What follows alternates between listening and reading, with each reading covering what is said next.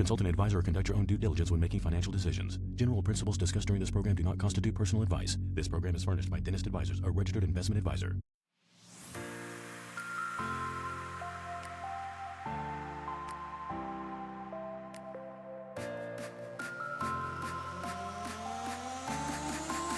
Welcome back to another episode of the Dentist Money Show, where we help dentists make smart financial decisions.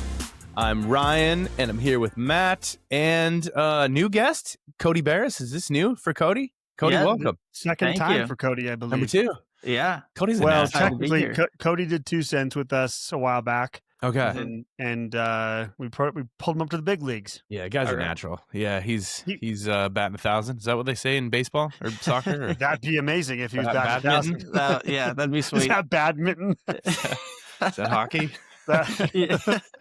Yeah, we brought on the only true athlete. Ryan and I talk about health and fitness all the time.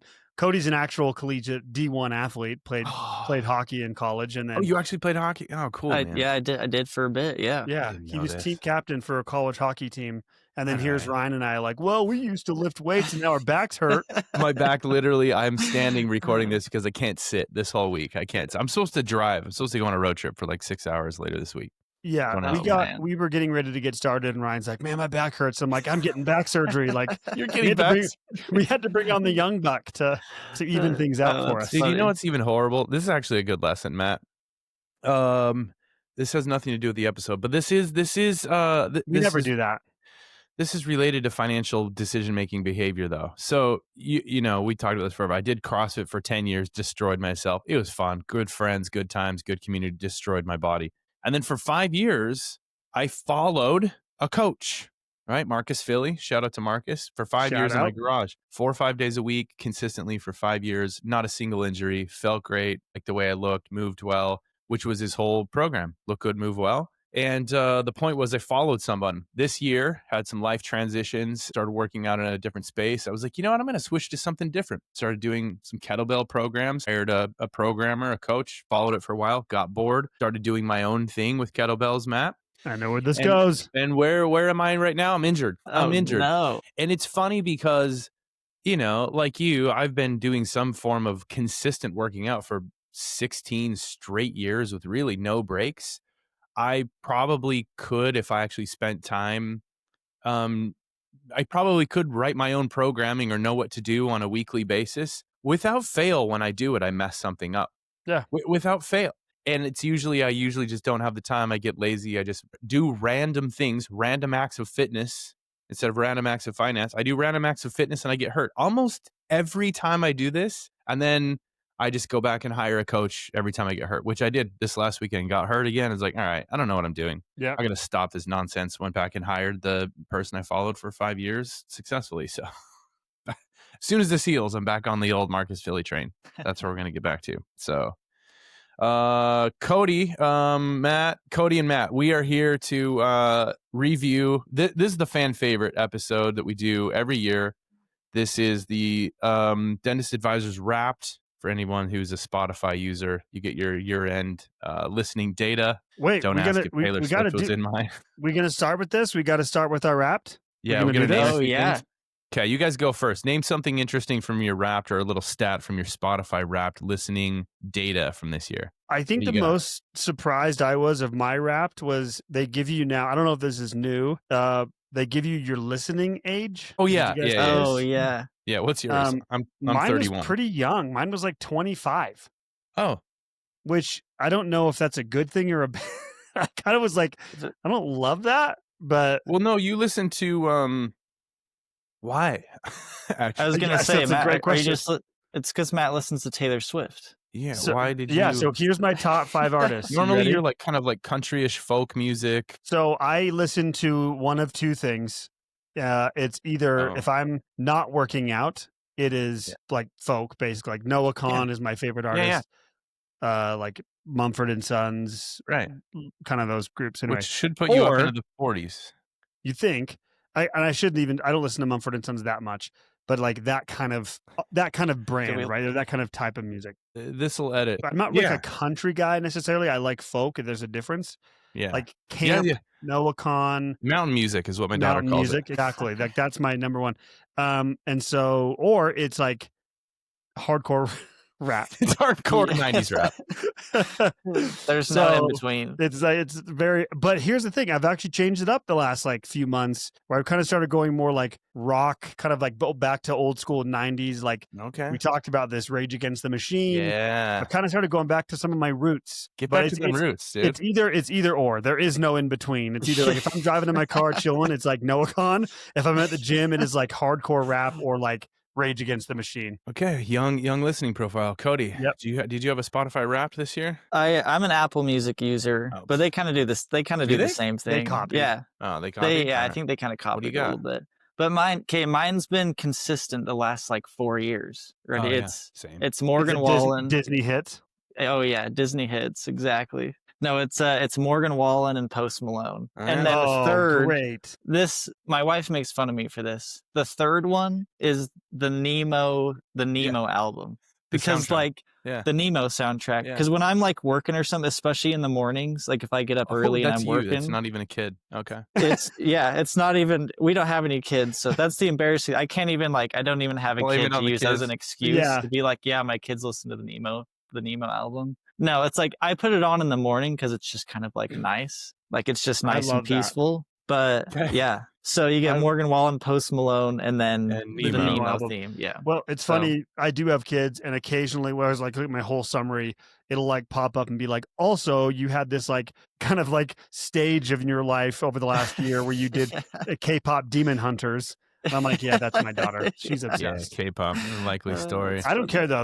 Their music's catchy. I don't even Golden. Go listen to Golden. It's good. It's good. I'm with you. I'm pretty consistent year over year. It's always Blink-182 is always in my top. Angels and Airwaves. Yeah, big Tom DeLonge fan. Obviously, this year Taylor again made an appearance. She's always on somewhere for some reason. Awesome artist. So that's why. Bieber. For the first time ever, made an appearance. The new album dropped. I heard it wasn't good though. I didn't like it right. I've never listened to Bieber, and it's been in rotation. Really bad, like the new Swag too. It's so good. You like it? It's really good. Oh, I got it. I've never listened to it. I'm just going off of really good. The kids are saying. Really good. Apparently, it didn't get great vibes. It was a lot more. It didn't pass the vibe check. It was a lot more R&B and not as like poppy radio Justin. But I was never a Justin listener, so okay. And then I'm just going to throw this out there because it's super niche, and I would love to hear if anyone else connects with this that listens to this show, and it's likely a big probably not.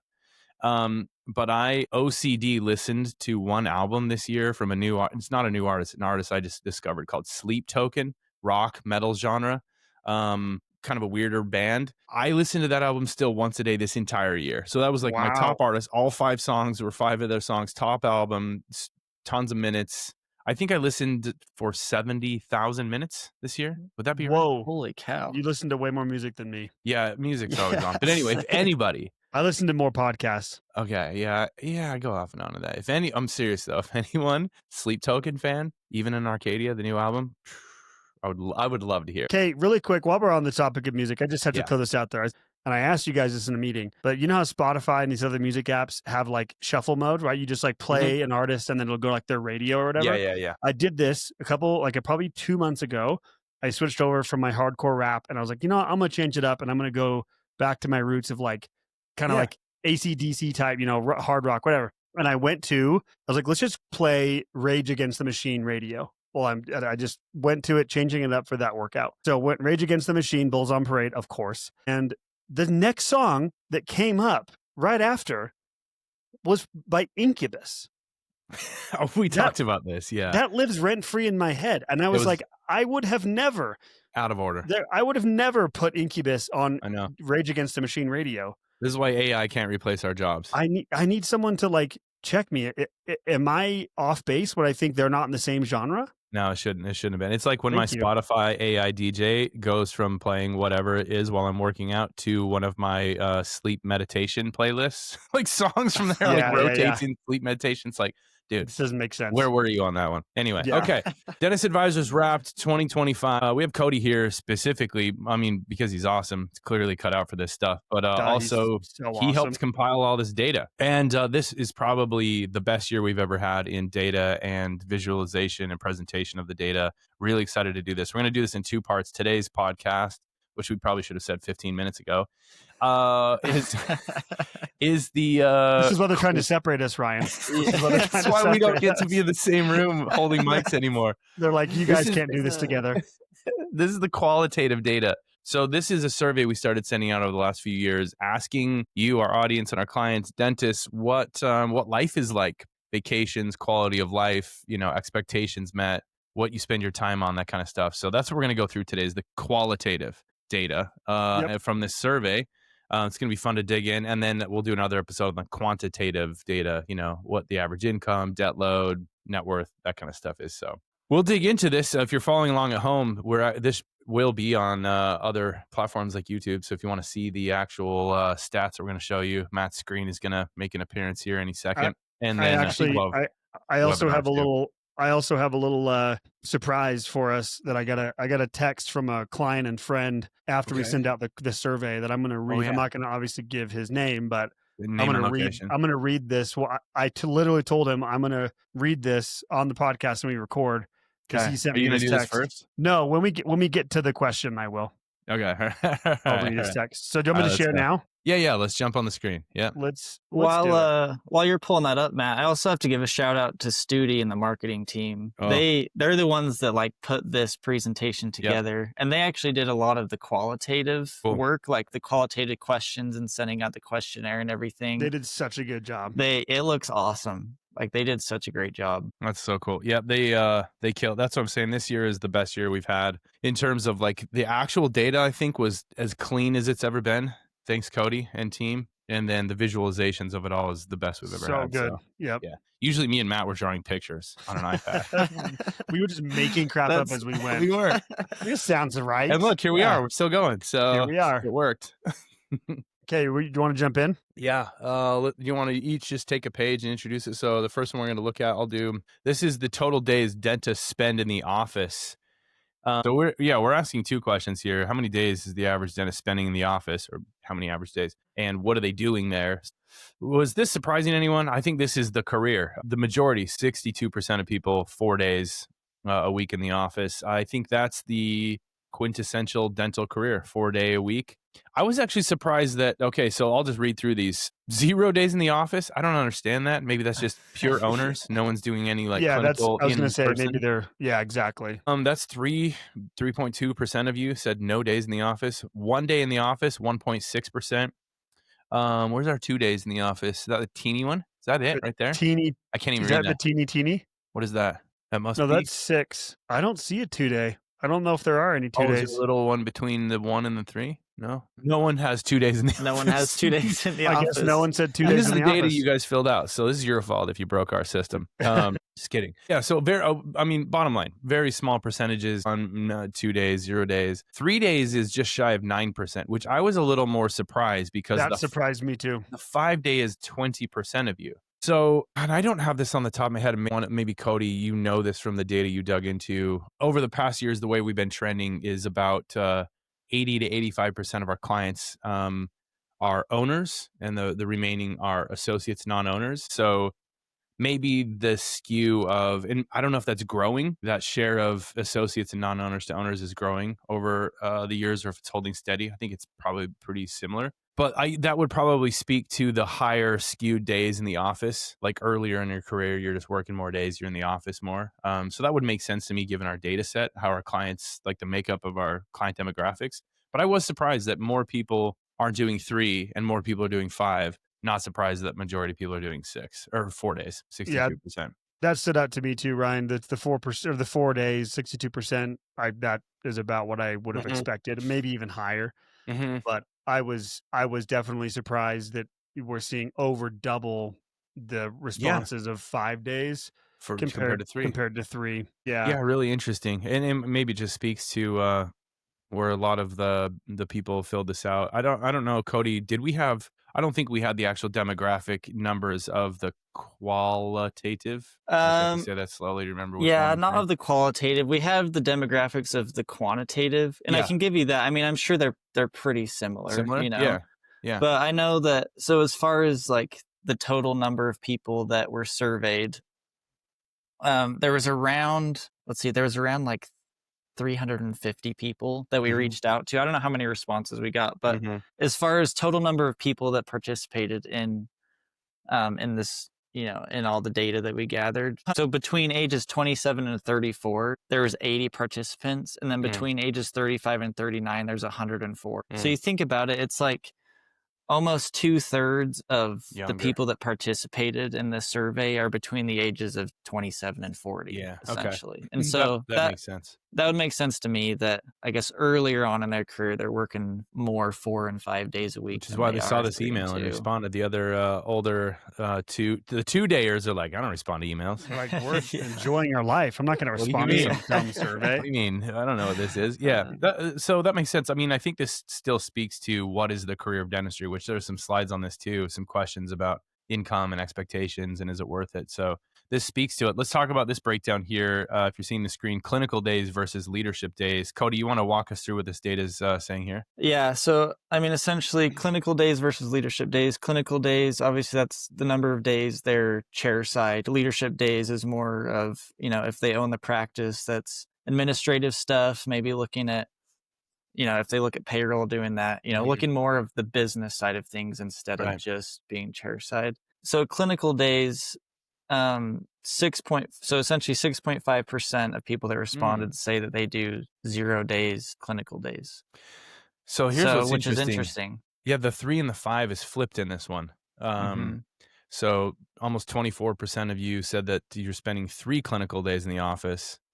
6.5% said 5 clinical days in the office, which tells me that maybe in that previous screen, the people who are doing 4 days a week or 5 days.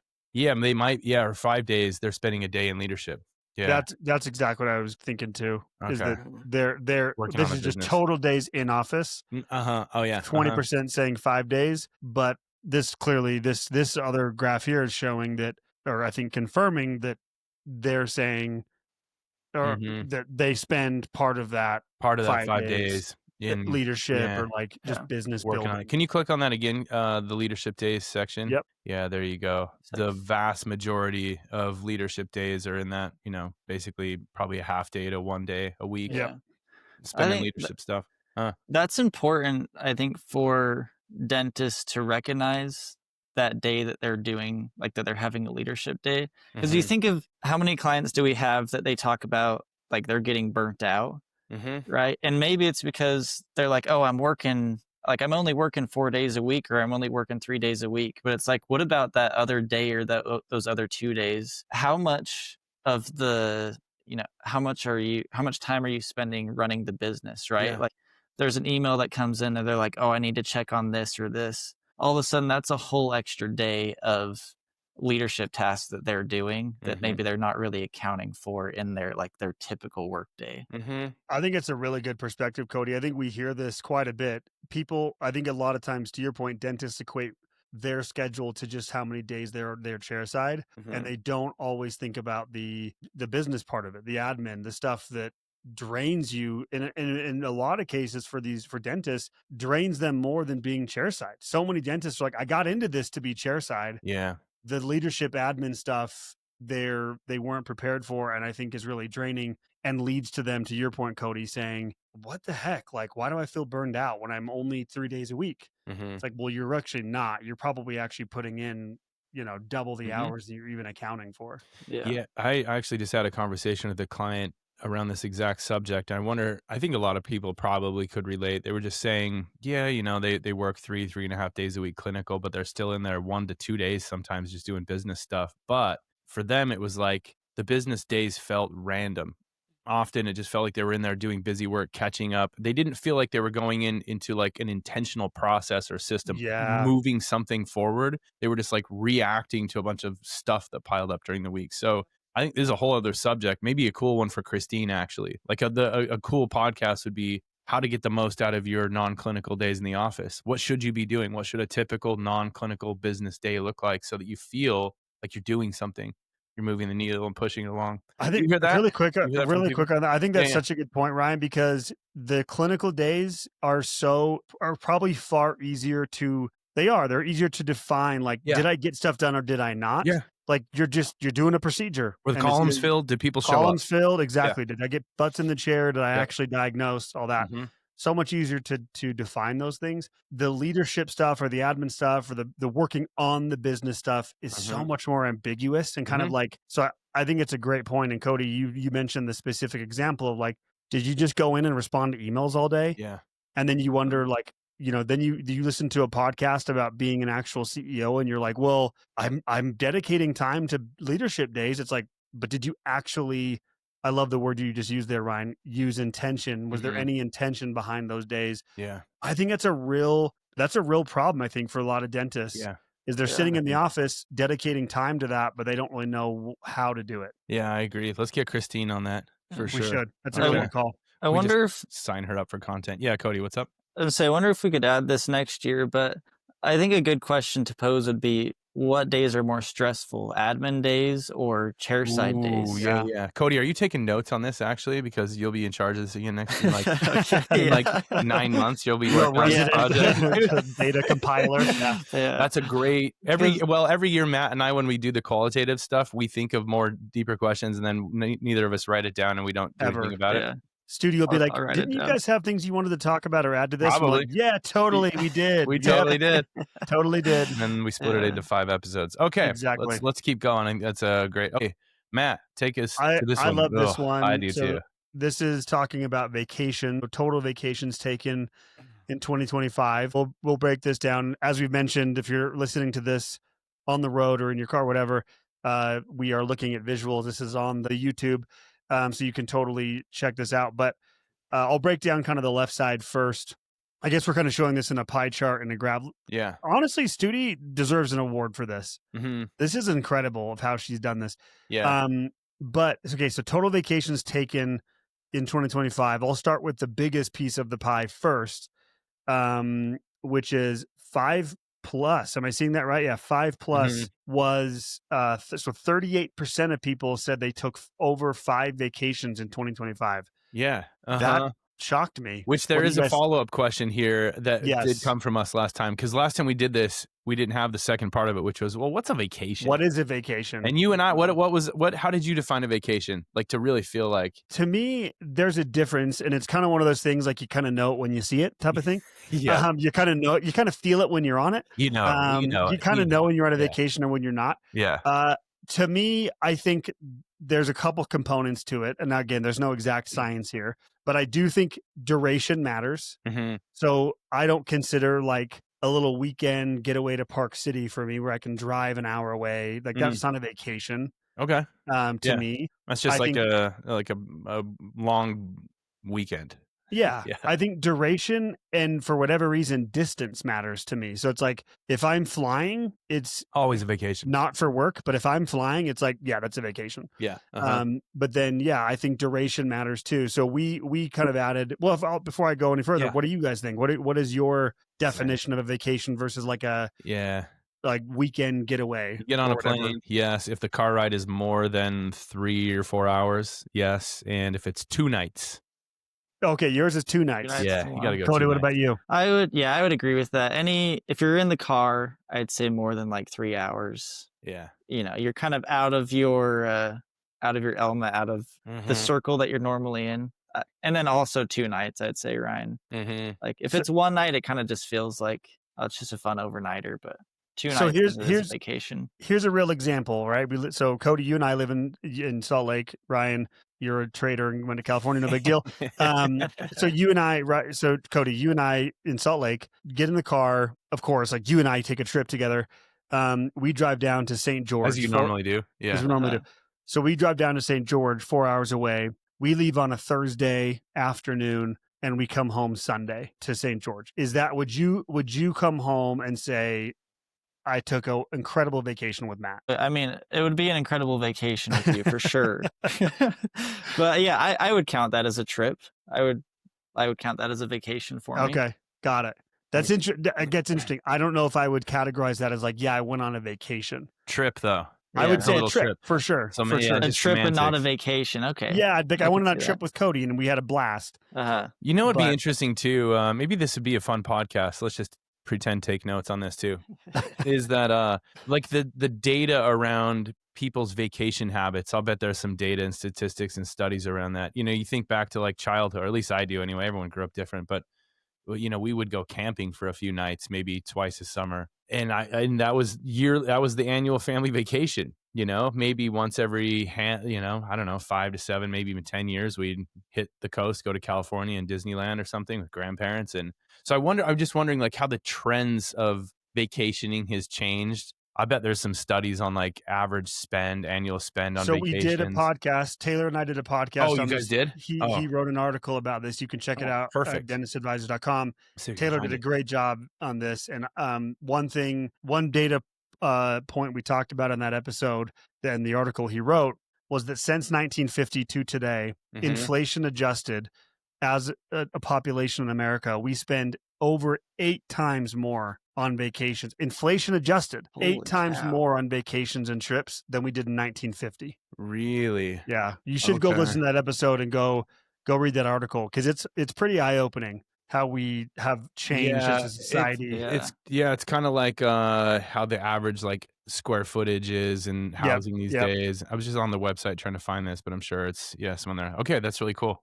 So let's keep breaking this down. So total vacations taken in 2025, 38% of respondents said 5+. The next group was about 27%, we'll round up a bit, said 3.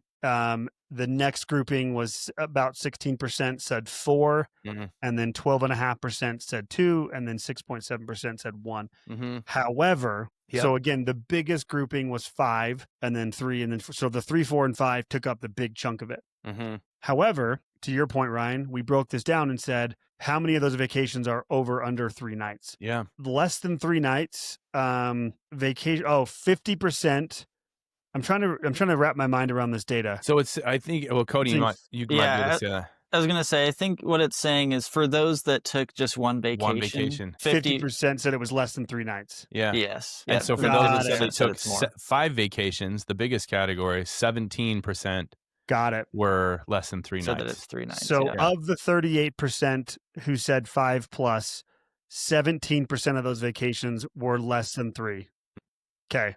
And then we'll go to over 3. This spreads out actually pretty well. So of the 38% who said they took 5+ in 2025, 12% said those vacations were over 3 nights. So it probably tells us that people who are traveling more frequently are taking more trips than vacations.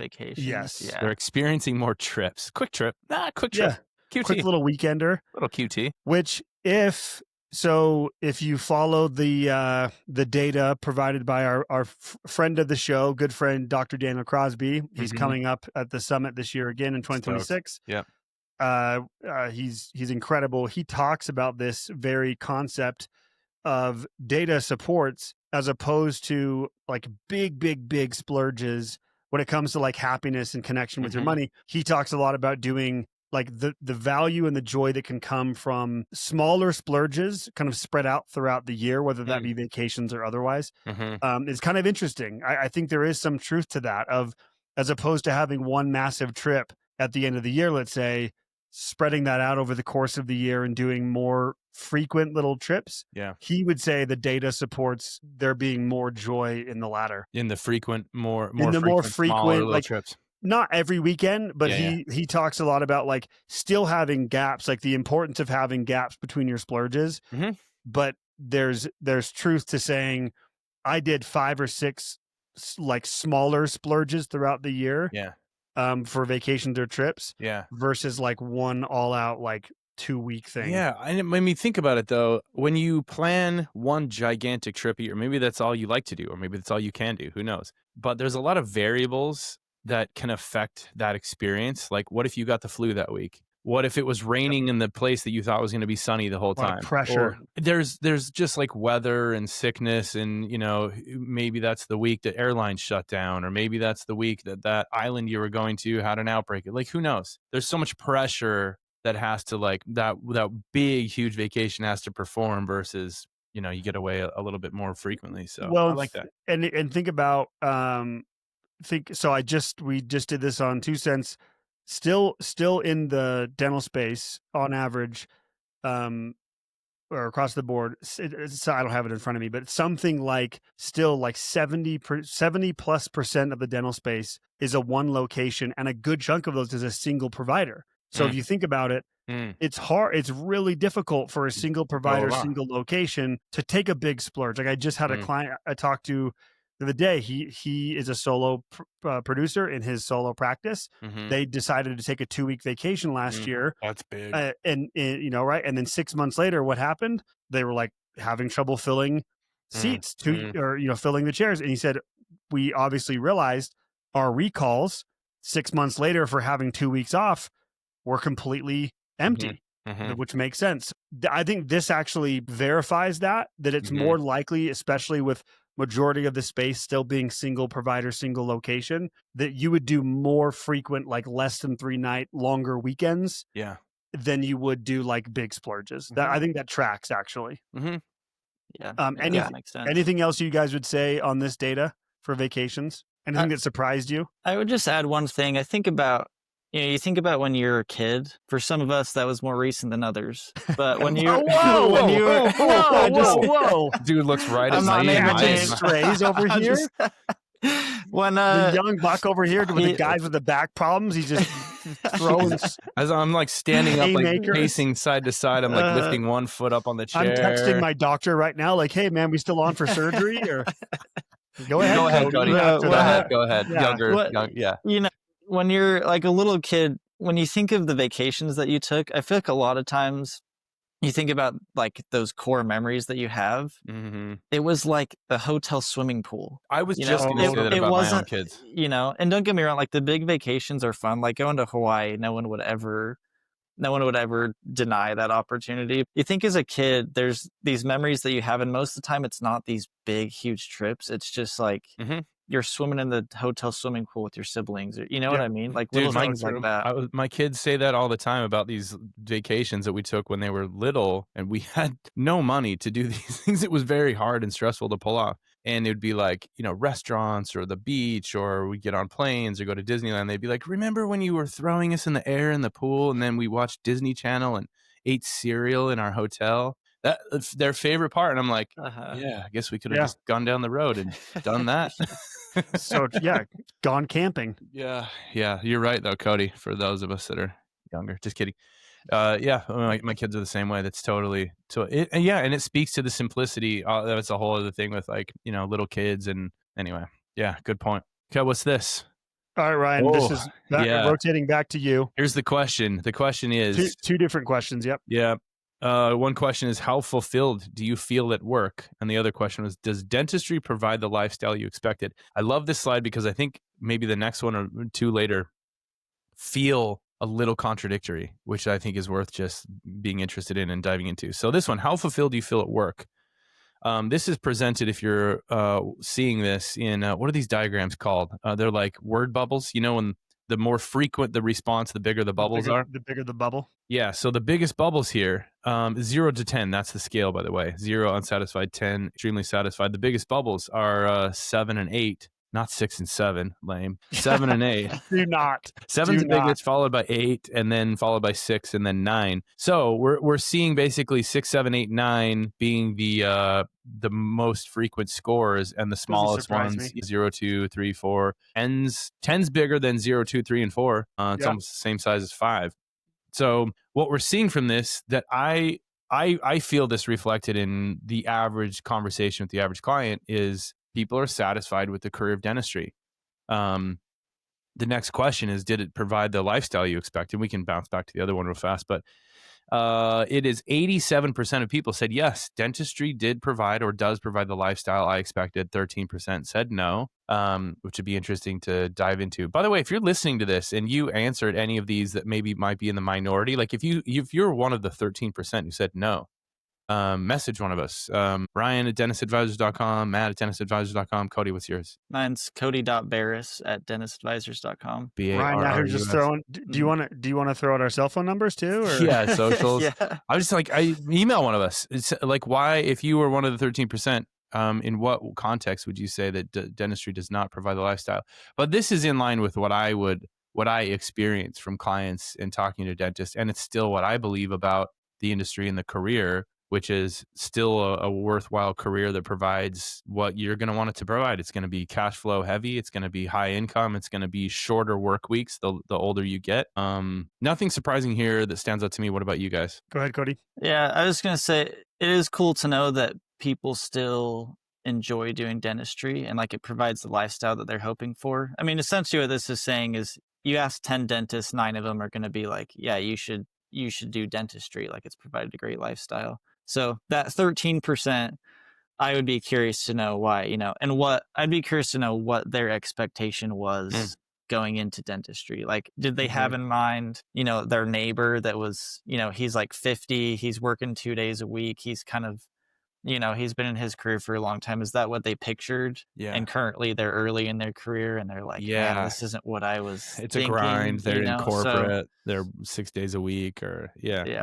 So I'd be curious to know like what their expectations were. And I'm not, I think in any situation with any profession, you would I would actually be super interested, not that we would ever have this data, but to compare this to other industries. Oh yeah. Because I think no matter what, you're always going to have a percentage of people in a question like that. Like, did your career provide the lifestyle you expected?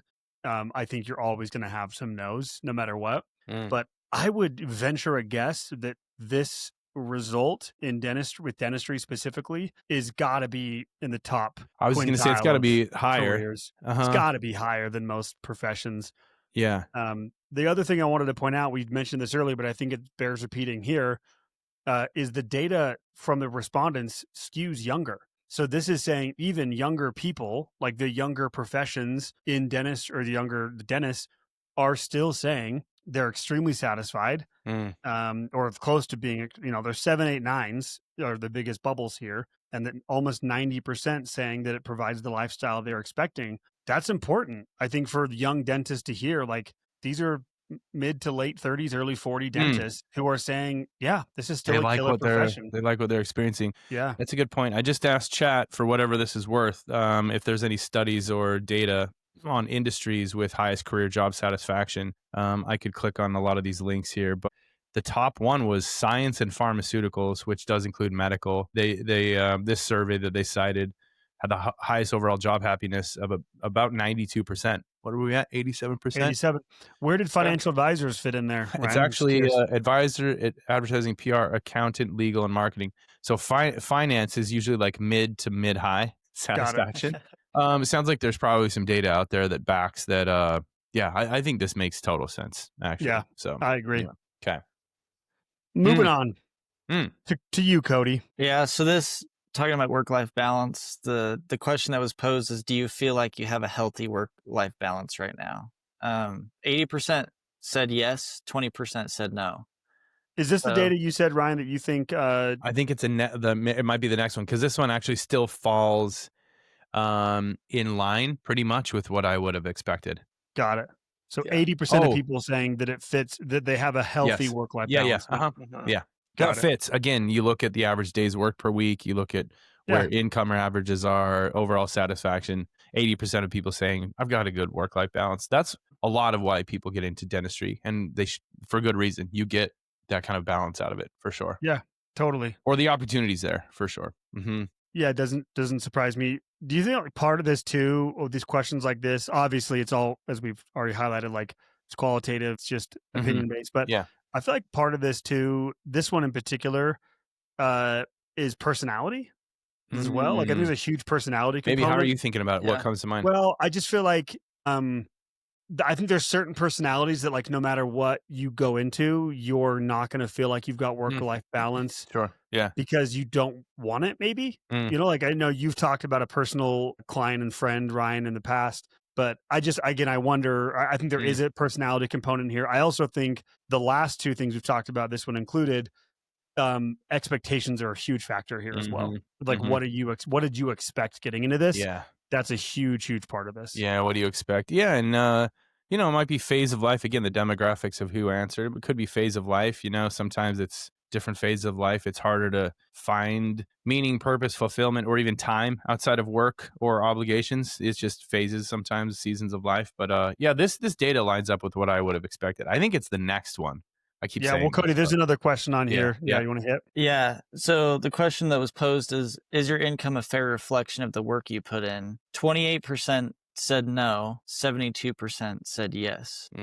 Which, I mean, I feel like there's a lot of ways that you could look at this question, but I don't know. This actually was a little bit surprising to me. I felt like the yeses would be a little bit higher. Yeah. But yeah.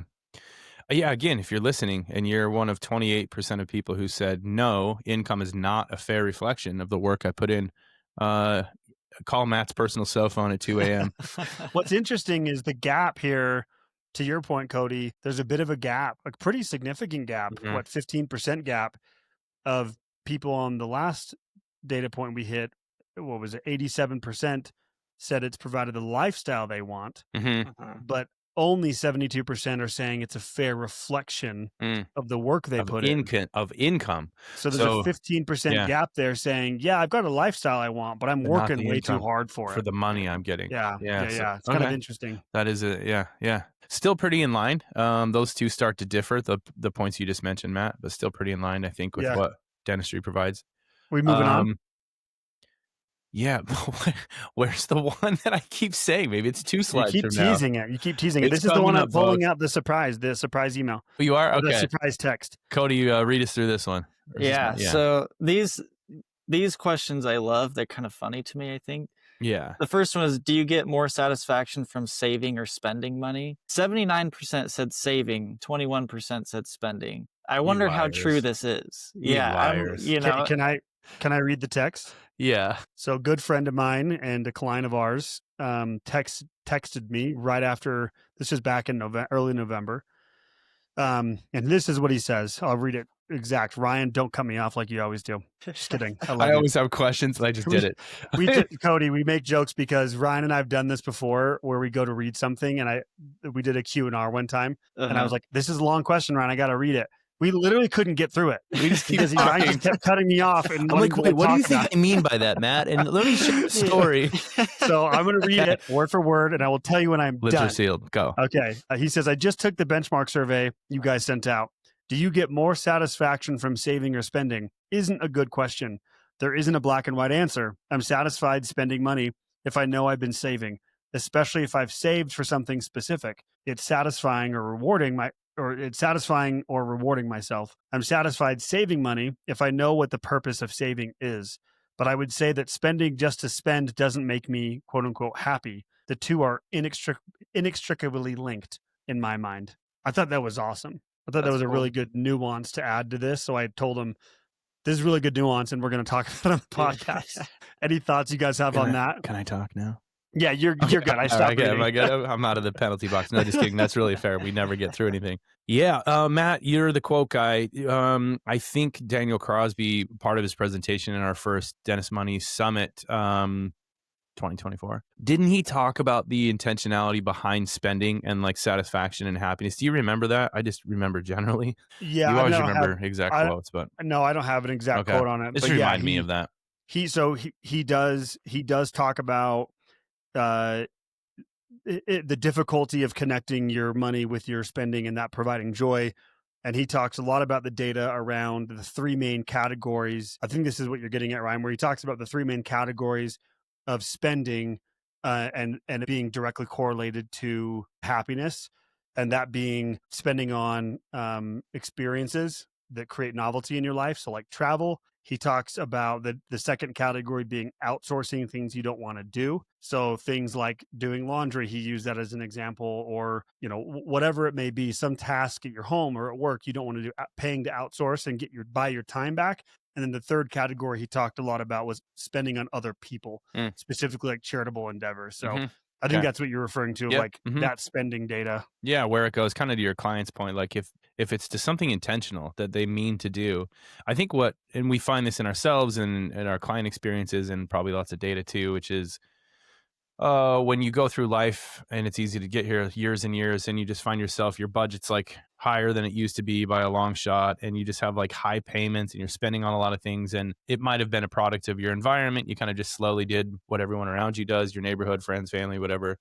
And it's not necessarily your thing, like maybe you ended up buying a really expensive home because that's what everyone was doing. But for you, it might have been living in a different part of the city in a smaller home would have been more impactful, or whatever the case may be. I think it's a universal experience over time. You kind of just go like, oh man, I'm spending money on stuff I don't really love, maybe. And I don't know why. Maybe it's for other people. It's subconscious. Didn't even notice it. Just kind of happened. But when it's like intentional, kind of like what your client's saying, it's more meaningful. Spending feels good. It feels good. Yeah. So I was like, you liars, come on. Yeah. Saving almost 80%. Yeah. Cody. I would add to that. I think it depends. I mean, like this client was saying, it depends on what you're spending it on.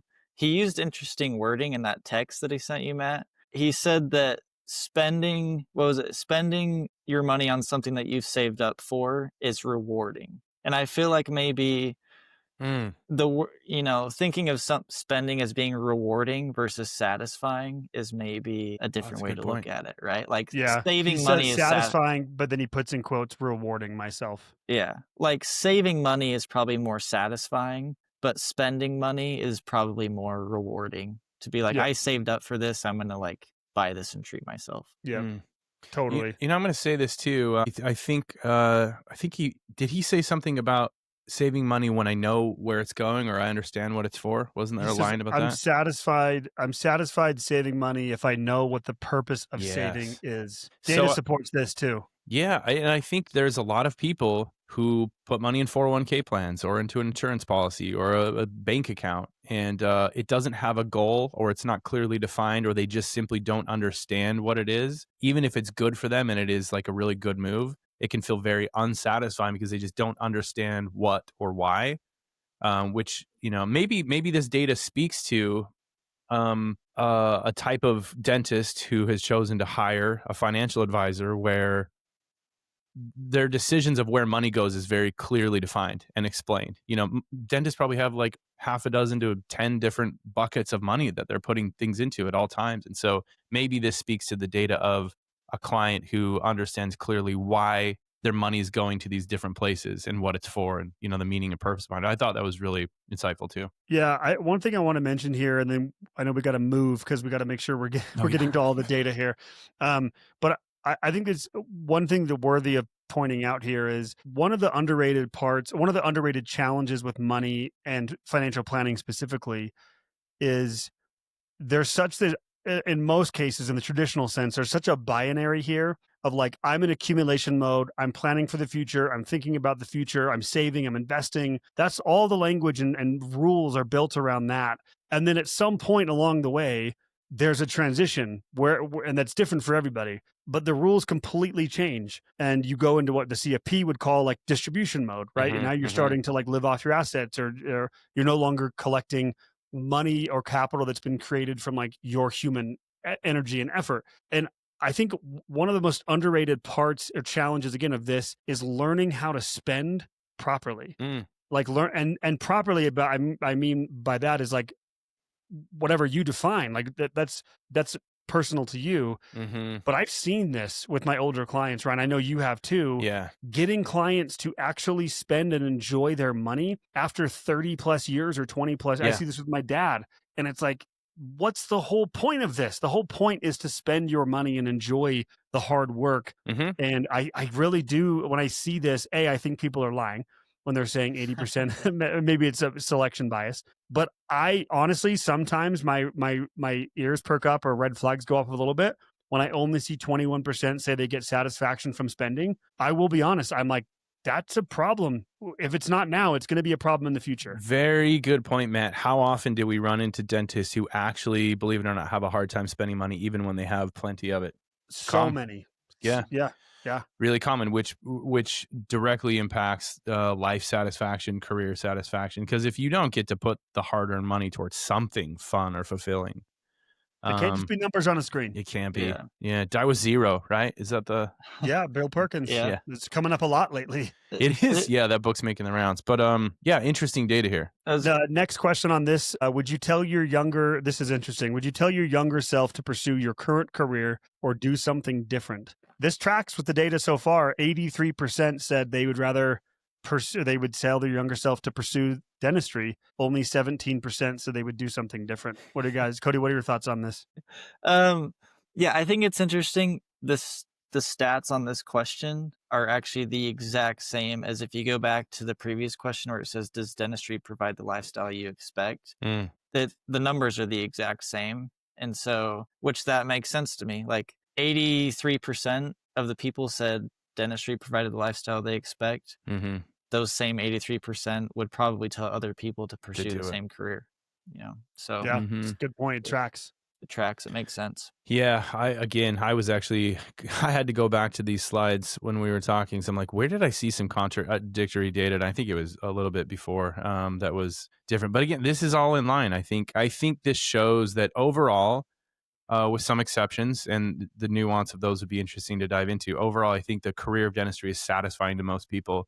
You get out of it what you think you're going to get out of it. You're going to make the money you think you're going to have, the lifestyle. You can kind of have everything you want in the field of dentistry over time at the right time. You can have the lifestyle you want. You can have the stuff you want. You can retire the way you want to. If you do it smart and do it in the right timing, don't mess anything up too big. But I think this does speak to the average experience. We take a lot of calls from younger dentists these days too, who wonder this question. Like, is this, especially nowadays where student loans are bigger than they ever have been? And I think it's a fair question. Like $500,000, $700,000, $1 million, is this worth the debt?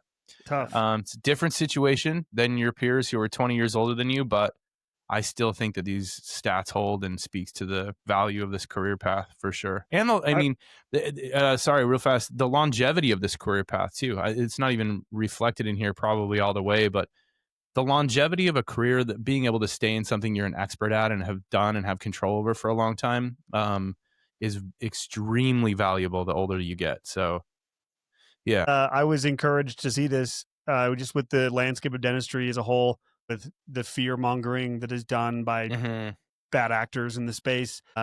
I just think it's cool. I think it's, and again, we chalk this up to there could be some selection bias. 100%. We're saying that, we're acknowledging that, but it's cool. It's cool to see there's still a good majority of people that are saying dentistry's worth it. It's providing an income that we want. We would tell our younger self to still do it. Like that's cool. Yeah. Agree. And I think in a space that's becoming, or sometimes it's easy to feel like it's becoming more jaded, where this is encouraging to be like, no, it's not. I think majority of people are still saying like, this is amazing. You still do it. Mm-hmm. Yeah, agree.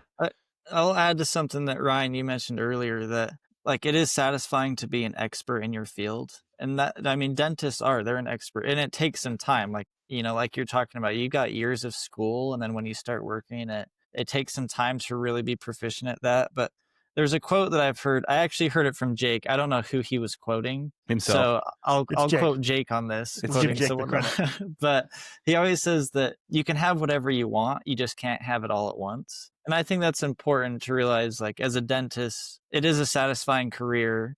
You're not going to it's not a get rich quick scheme. It's not like you're going to graduate and all of a sudden your net worth is $1 million. There's no such thing. Right. Yeah. So I think that's something, I mean, in dentistry and in any career, it's important to remember that, like, you'll have a great life. You just can't have everything all at once. All at the same time. That'd actually be kind of a fun marketing tagline: "Get rich quicker." Not quick, but quicker. Quicker. Oh yeah, I do think dentists, compared to other professions, can get rich quicker. We should throw that into marketing somewhere. I believe that. I do think that dentists can accumulate wealth statistically faster than almost any other profession. Anyway, get rich quicker. All right. You want me to hit this one? Yeah, this is the last one, I think, in the qualitative. Is it? I think we might have one. Oh, no, you're right. This is the last one. This is it. Okay. Okay. This question, by the way, whoever put this in here, I love this question. I know. This is really good. So this is the question. Receiving your tax return earlier this year and finding out how much you owe to the government, you were, and the responses were either surprised in a good way, surprised in a bad way, prepared, and not surprised. Those were the three answers. And then we'll jump to the last question on the slide. But so for that tax return question, over 60%, I think it's over, 55. It's like almost 65-ish, 66%. Maybe this will give us actually to hone in. 66% said prepared. To the tax return, they were prepared and not surprised.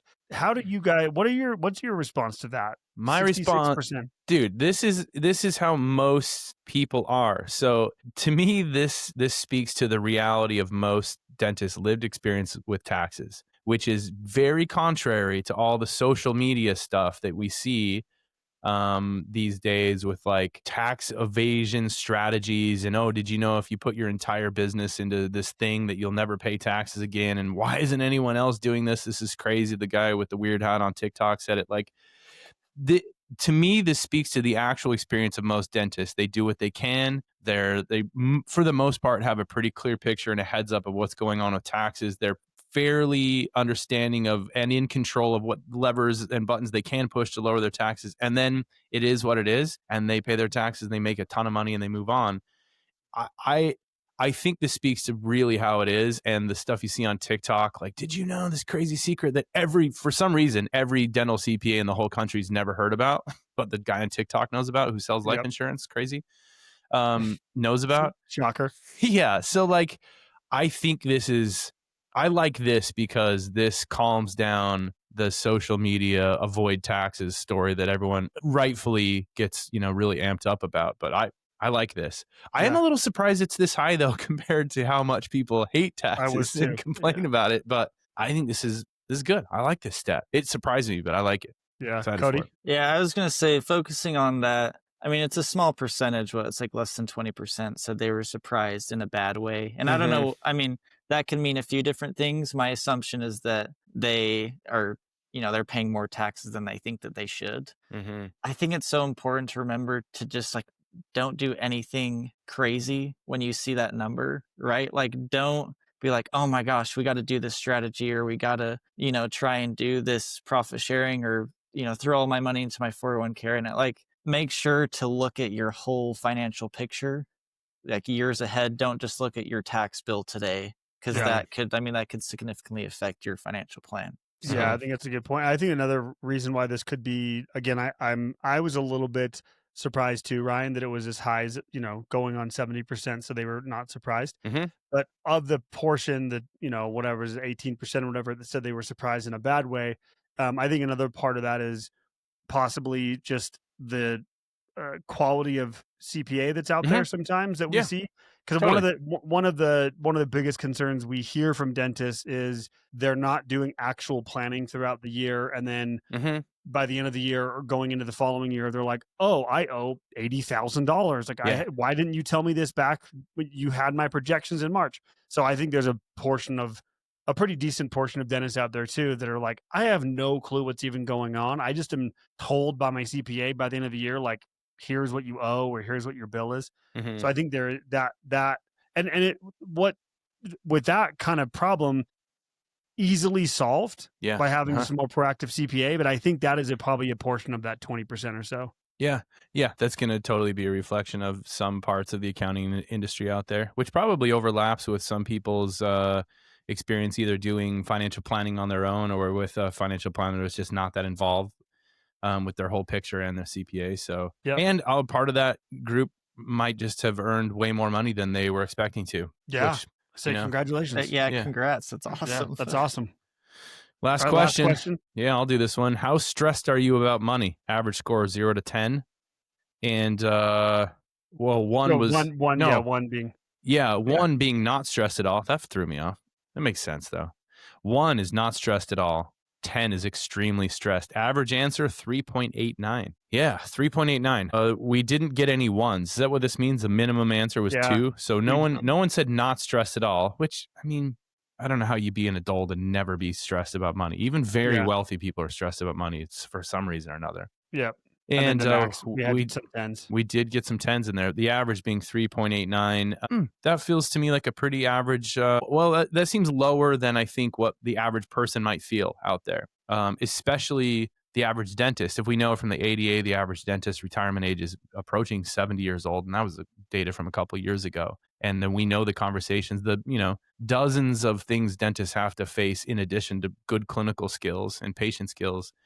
To me, that feels like a low number and probably does speak to the preparedness of the average client that's responding here. The organization, having someone to talk to, having a plan, having accountability, having a team to run decisions past.